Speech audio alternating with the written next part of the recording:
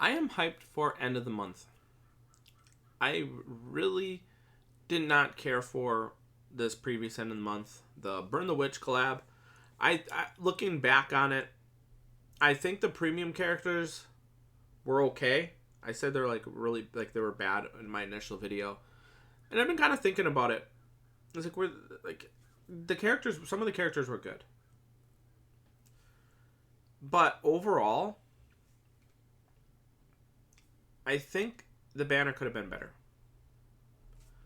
Premium is something you can get pretty much anytime through 5-star tickets, through summoning on that crappy premium banner that's always there. You know, BBS tickets, premium summon tickets, free summons that we get occasionally. There's a lot of ways you can get some of these, really good premium characters. So them putting it on a limited banner, I just did not like that at all. If it would have been a mixture, if you had the good premium units filled in with some, a good amount of decent to good seasonal characters that aren't appearing on rerun banners, I would have been like, okay, this banner at least has some limited characters in there. It wouldn't have been as bad, in my opinion. But I think the biggest problem for me, personally, looking back at it, was the fact that they did not have 3 characters for the banner. So that means if you have 9 characters, 2 of which are new, 7 are filler. It would have been better, in my opinion, if there was 3 new characters for this end of the month and only 6 fillers. I think that would have been better. Like I wouldn't have. I think looking at that, I think the banner would have been fine then, in my opinion. Top of that, they didn't have any, they were missing some of the obvious to add skills, like complete status immunity, shared complete status immunity. None of the 2 characters got either of those, which I think they should have got at least one of those. Even if it's not the shared version, it's just a complete, for the people who like that skill. Like I'm a fan of the complete and shared complete status immunities. It's one of the skills that I like to look for when I'm summoning for characters, along with obviously farming characters. But they did not have that. So now that we got the Burn the Witch banner out of the way, we're going to look at what we could potentially see and why I'm excited for that. Since Burn the Witch is out of the way, that means premium is on the table. A premium banner, a seasonal banner, 1,000-year Blood War banner. Those are the 3 big chances. Those are the 3 most likely outcomes, in my opinion, for October. And we're going to tackle the premium version, because we're looking at one of the characters I hope to see remade soon. And that is Full Hollow Ichigo, the 4th anniversary version. The other is the 4th anniversary Mugetsu. If we see those 2 characters on a remake banner, I'm hoping either October or November this year. Even if it's premium, I'm going to summon for them. I'm hoping there's a 3rd character that kind of just fills in there as well. Maybe an Orihime. Maybe... who else could they fit in there? So you have, it really depends on which part of the thing. If you're going by, with this Full Hollow Ichigo, you could put Orihime in there. You could put Yukiora again. You could put... what's the other one? Yuryu. If you're going for the Mugetsu, who could they put in there? Aizen. Oh man, imagine if they added a monster Aizen as a third a third character in this banner. That would be really cool. That actually, I would really like that. But the banner just seems too good, in my opinion. That would be a banner that I would definitely summon on with orbs. Because those are 3 of my favorite characters in one and in their forms that I like. So that would be really cool. The more likely option that I would see when these eventually get remade is Full Hollow Mugetsu. That's assuming they put them together. They could very well decide, hey, you know what? Let's put them in 2 separate banners. I would hate it if they did that, and I would not summon on the banner. I'm gonna be real with you. If they did it separately, they would have to have something really eye-catching as the other two characters that go along with this in separate banners to even have a chance of getting me to summon on the banner. And I don't know what it would be. You know, they would just have to have something that catches my eye. Either way, that's the first part. Like, that's the premium section. Let's go to seasonal. Seasonal characters, they're hit or miss for me.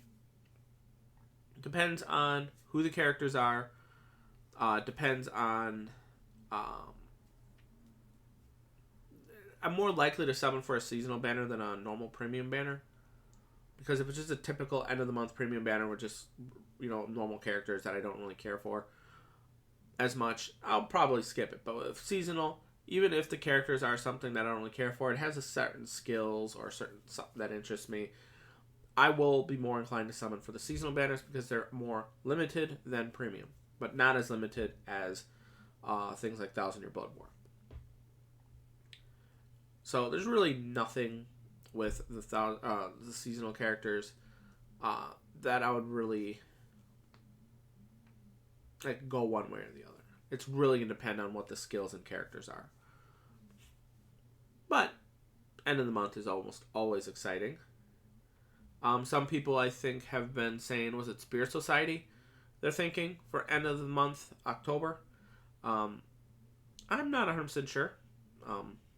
I don't. No one is, obviously. I could honestly, like, it depends on who they add. But it's probably going to be pretty decent. And then we have 1,000 Year Blood War. This is a one that I'm just as excited, if not more so, than the premium remake versions of these characters. I've been waiting for Kenpachi. I want to see how they do Kenpachi. It's really going to depend on how they do Kenpachi. If they do Kenpachi be dirty and just make him another brave battle character, I'm going to be annoyed at this point. Because stop making Kenpachi brave battle characters. We get it. It fits the lore. It fits the thing. But I want a really good Kenpachi PvE unit. I mean, we did kind of get one with, what was it? What was that? Was it Safwi? I believe. Or no, it was a Kenpachi banner, I believe. You had the 3 Kennys. One of them was a power Kenpachi. And he was more like a glass cannon. He had a lot of damage output, but he couldn't take as many hits. And I just didn't like that about that Kenpachi. Honestly, if they do Kenpachi, like, you know, like if they make Kenpachi like a really good NAD character, I'd be happy with it. Like if they make a Kenpachi similar to how Aizen operates, the 1,000 Year Blood War Aizen, the tech one, the one that is like really, really good NAD unit, good survivability and whatnot, I would be, you know, I would be happy. If they make him a really good SP unit, I would also be pretty happy with that as well. Those are the two characters that I would want to see with the 1,000 Year Blood War Kenpachi. What else could they do for 1,000 Year Blood War that I'd be excited for? Toshiro. I'll be with you. I want to see what they do with adult Toshiro again. That would be really cool. I really like the original 1,000 Year Blood War Toshiro's you know, kit. If we get a good gameplay kit, that would be really awesome. Really like that play style. Who else would be really, really good? There's quite a few, honestly. I'm just trying to think who would be the ones that I would really, really like and actually be more inclined to summon for. If the Sajin, I like how they did some of the cool stuff with Sajin from the original. Was it? I think he was in the original 1,000 Year Blood War banner, the first one. But they made him kind of like his mechanics weren't that good. I'm gonna be real with you. Having like a Gauge Sajin, maybe where he transforms or gets something, maybe not transforms, but the thing, but where he gets that kind of a similar mechanic with that really. Cause I can't remember. Cause I get him mixed with the Kenpachi.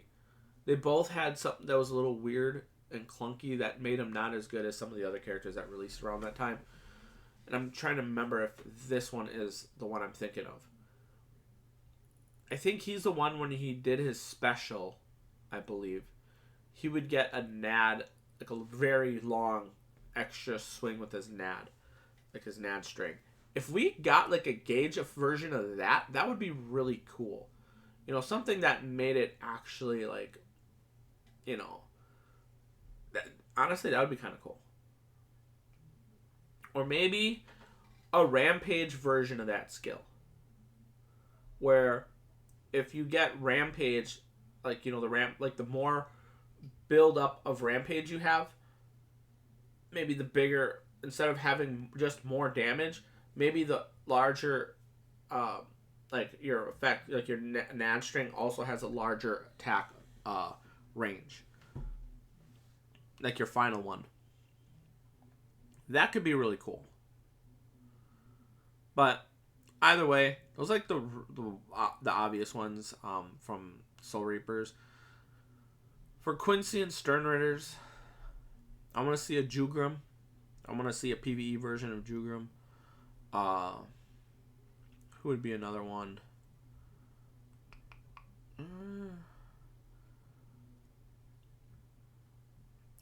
Asnot.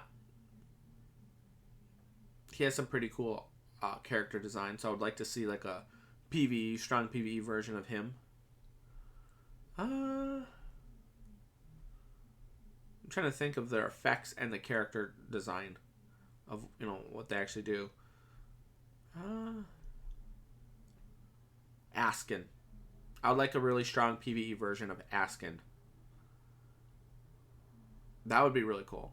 Obviously, some of those characters are more likely than others because it seems like they're following like a certain trend with how they do Thousand Blood War characters. So probably still going to get Core 1 characters in there. So I'd say we're more likely to get something like a Kenpachi or some of the earlier cores until they decide, hey, you know, let's push it up a little bit further.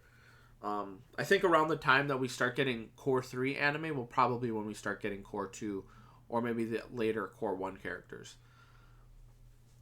Other than that, though, that's pretty much it. TLDR, if you decided to skip to this point, I'm hoping for either really good premium characters, remakes, and if they aren't, I can skip this month. That would be that's hype for me, because if I skip a month because it's a, you know, like an end of the month premium banner that I just really don't care for, like they did the dirty, kind of like they kind of did the Burn the Witch banner dirty in my opinion, then I'd be more inclined to save my orbs for the banners that I'm mentioning. Although I don't think they're gonna do end of October, end of November dirty, and the reason for that is because they want to drain your orbs in the lead up to end of the year. They're gonna want to drain your orbs dry as possible, so that way when you get to the poll selection in late December, and then the end of December or end of year banner, where they have like a really hyped character or characters, they're going to want you to summon on those. So they're going to want to make you spend some orbs on this end of the month. They're going to want to make you spend orbs on November end of the month. So if they throw in a remake of the 4th anniversary characters, that's going to be something that's going to get a lot of people summoning, because people like Full Hollow. People like Mugetsu. If you do 1,000 your Blood War banner and throw in some really hyped characters, people will be more inclined to summon for that as well. If it's a seasonal banner, you know, hopefully it'll be something that'll people will need, like farming characters or something that'll drain people's orbs, because they want to get as many farming characters as possible. Either way, that's just a short version of it. Thank you for watching. Have a nice day. I'll see you guys next time. Let me know what do you guys want to see for end of the month, and I'll see you guys next time. Peace.